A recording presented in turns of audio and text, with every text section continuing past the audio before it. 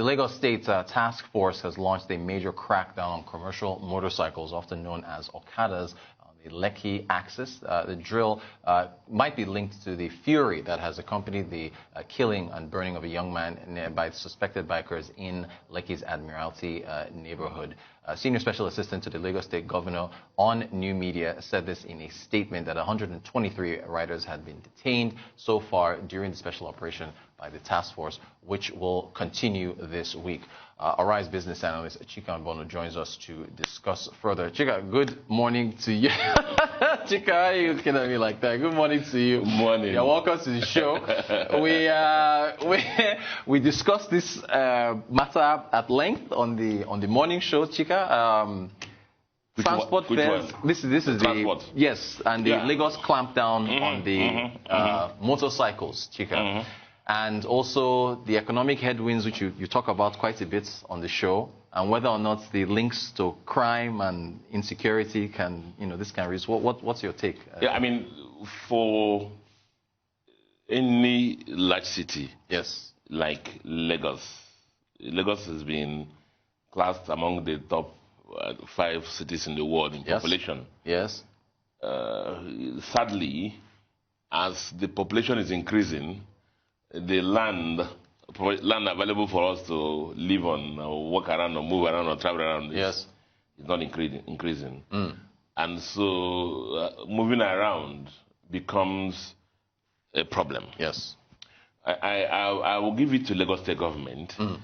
They have tried to do what other cities have done, what they call the multimodal means of transport. Okay. A combination of the road network as you know it, the rail lines as you know it, and the one that we have been blessed with abundantly in Lagos, which is the waterways. Yes. The waterways. And just like most things you see with Nigeria, we do a lot of planning, but a lot of times execution becomes a problem. So a lot of work is been done on the road side. Buses are being bought. The roads are being repaired. I said that when I see the Lagos State Governor anytime, or Mr. Dr. Olade, the Minister of Transportation, I want to ask them why the Lekki Expressway, they have done it beautifully the way they've been in this. They remove the roundabouts and put traffic lights there. Yes. In the little civil engineering that I read, in this when you have that kind of unilinear road in the city, what thrives best in those places is flyovers. Right. And they help to move the mass of people who are continuing their journey to the next station to continue without interference of the activities in that roundabout. But I've chosen to do that, but that's an aside. So you will find that there are issues that has to do with moving people around inside Lagos. Yes. And if anybody tells you, you want to describe Lagos, the next thing is going to describe Lagos is traffic. Traffic, exactly. Traffic. So you have more cars pouring into the roads, and through the road networks that are not increasing. And so you have that problem. Because of traffic, therefore, people are looking for faster ways of moving around. Yes. I must tell you myself that 2 or 3 or 4 times, in order not to miss my flight, I have rode on Okada. Dr. Abati said the same thing this morning. I rode on Okada, defied everything with my tie and suit and everything, with my box, like a schoolboy, And I begged the Okada driver, just take it easy with me and to enable me not miss my flight. Yes.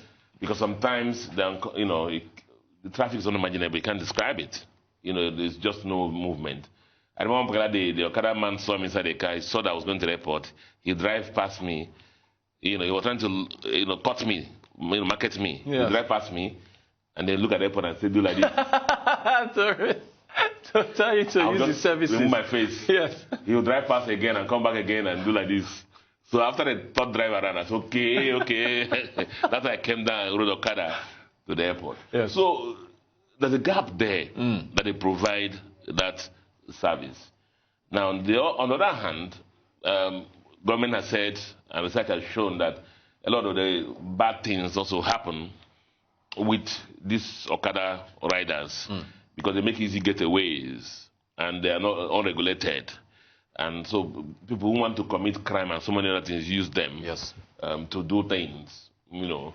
And so because of that, the government looked at the bigger picture and therefore banned them.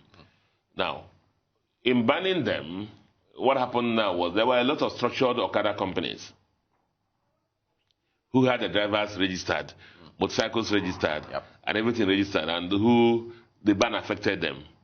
Then you have a plethora of all these unregistered people who have motorcycles that are junk, and they drive recklessly, no helmets and whatever, who are now parading the streets. Right. You know, I always say there's a congruence between politics and economics. So Indeed. That is correct. Yep. So, because of what happened in Lekki now, I hear the Lagos State government has been, clamping on this. Yes. Are you telling me, brother, the Lagos State government didn't know about these Okada people before now? Why did they let them all this while? Because of politics. And that's why, but we will not name names and mention things, because what we know is the bigger issue is politics. But now somebody has been killed, and if they knew that if they don't do something, Lekki people are going to react. There's a meeting actually. There's a meeting this morning. By this time also. Lekki Phase 1 Association. The National Press Conference. Yes. And it would have been bloody, because the reprisals would have been so much, because the act was very dastardly. You don't do those kind of things to people, and it's not the issue of change. And the restlessness arises from that also has to come in. Because you see, I say a lot of times, because of the nature of our currency, you talked about inflation. As the notes gets lower, the purchasing power of the notes are disappearing. And so a lot of times when you have issue of change, I don't have change, it causes a lot of problems, whether it's bus drivers or motorcycle people. So a bigger issue. Lagos State government had 2021 had the issue of this program they call the first mile, the last mile buses that will address the gap that will be left by Okada people. Yes. I don't know where that is. I'm not sure I've seen it. I have no updates. As I say, we plan very well, but we'll never do some of these things. So it's a major challenge. The waterways. Ask myself, why don't you enter the boat? Why don't you enter the boat? People don't enter the boat because of the fear of what? Drowning. Yes. And I said that I went to Freetown some time ago. The first time I went there. Sierra Leone? Sierra Leone. Okay. Sierra Leone is like Lagos. Yes. Without Terminal Bridge. That's how Sierra Leone is. Okay. Sierra Leone is like Lagos without Terminal Bridge. And so to connect the two sides of the town, you need to enter the boat. The boats were very, very, kind of toy boats. But the next time I went there, the boats were very luxurious. 2 engines at the back, all covered up, AC, television, and you feel secure entering them. Those are kind of things like that we recommend for Lagos. And again, the blue line and also the red line. As the governor has promised that some of them will come on this year. Those will help in addressing the issues we have. They're optimistic. Very optimistic. Arise business analyst. Great way to end the segment. Arise business analyst Chika Mbona. Chika, thank you for joining us. Appreciate your time. You're watching the Global Business Report here on Arise News.